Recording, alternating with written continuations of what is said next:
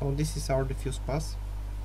It looks pretty good at the moment, but we need to tweak the texture a little bit more, and also the stain beneath the window. So let's go back to Photoshop. Let's first deal with the stain. Let's transform it and stretch it a little bit, so it's a little bit bigger, like the grime is a little bit dripping a little bit more.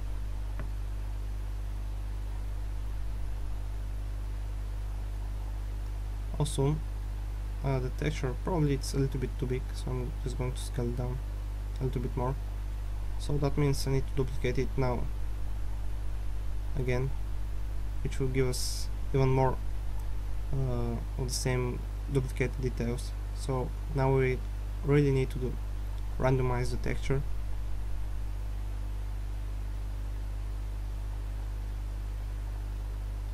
So just merging it and trying to get rid of all the same details.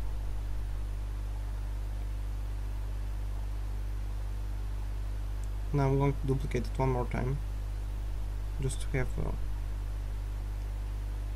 covered the top edge of the house. Now you can see we have so much of the same details, so we need to address this issue.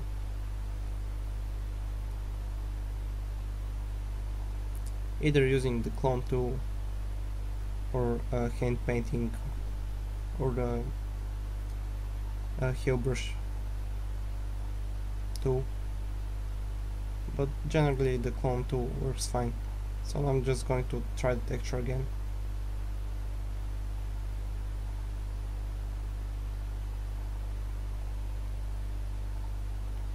Just keeping the image for comparison.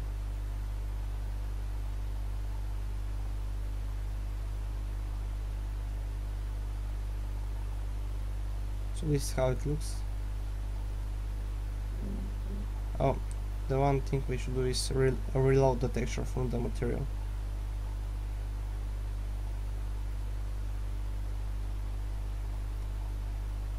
So just go to the actual texture that we've created and just hit the reload button. So you can see now the plaster grains are much finer.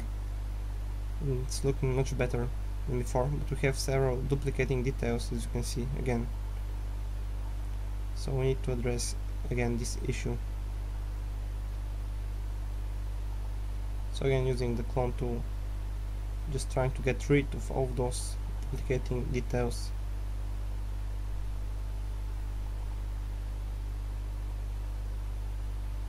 This is not so problematic with evenly lit textures and evenly colored, but with this, with a lot of variation, you get a little bit or even major duplication that you need to cover up with painting.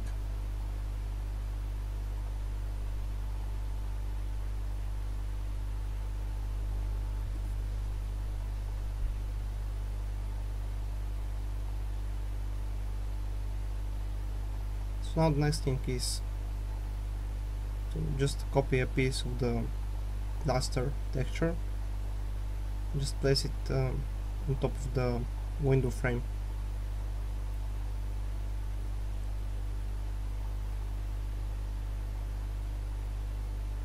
So you saw the texture that I'm going to use for the actual window. Let's first just going to take a measure. I'm just going to duplicate this piece.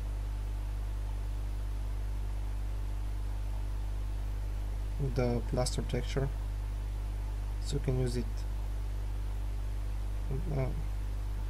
Just try that again. First merging the plaster textures, because they were in two separate layers. So just take a piece of that and just place it for the frames of the window. So now we can bring in the window texture. I'm going to use this curtain.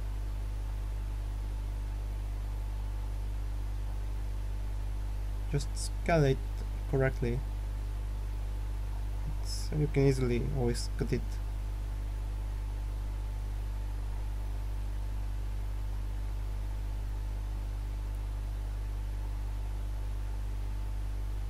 So now I'm just going to take out all of those pieces that we don't need.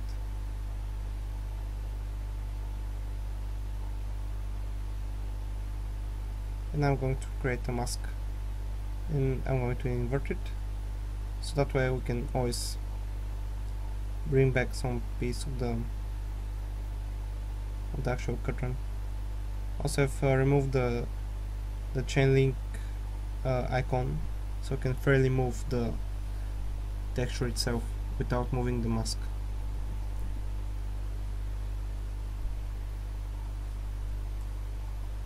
Going to save it and try it out.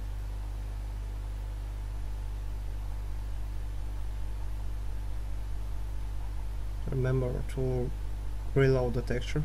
Now you can see it's updated in the viewport. So you can take the window and render that region and see how it looks. It looks pretty nice.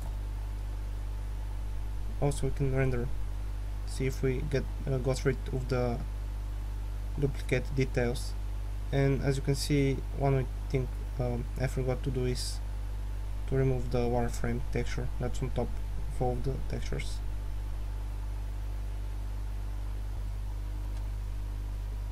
So I've removed it. I'm just going to update the texture.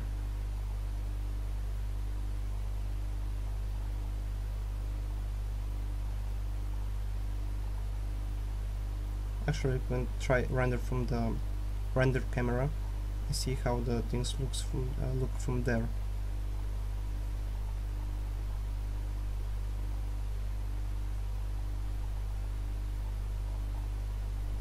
And it looks pretty good.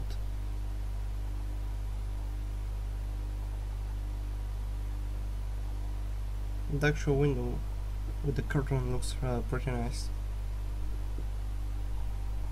As well, pretty much all of the duplicate details on the plaster are now gone. So the next thing that we need to do is bump texture, so we can bring out more details. So to do that, we'll take all the textures that we did to this point and group it and duplicate that group. And now we can adjust each of those individually. So first thing we need to do is to desaturate all of those. So shortcut is Ctrl+Shift+U, or you can go to Adjustments, Desaturate.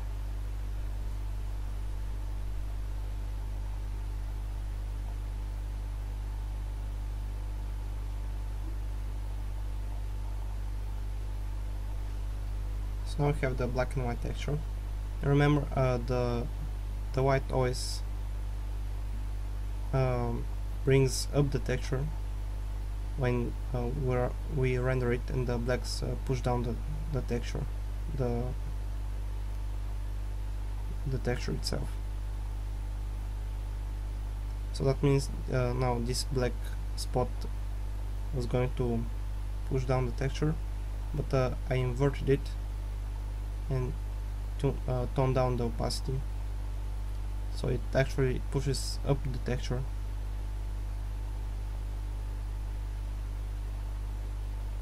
So let's tweak the main texture. I'm going to bring out the levels with Ctrl and L, the shortcut. I'm just going to adjust the handles so we have a little bit more contrast of black and white levels of the colors.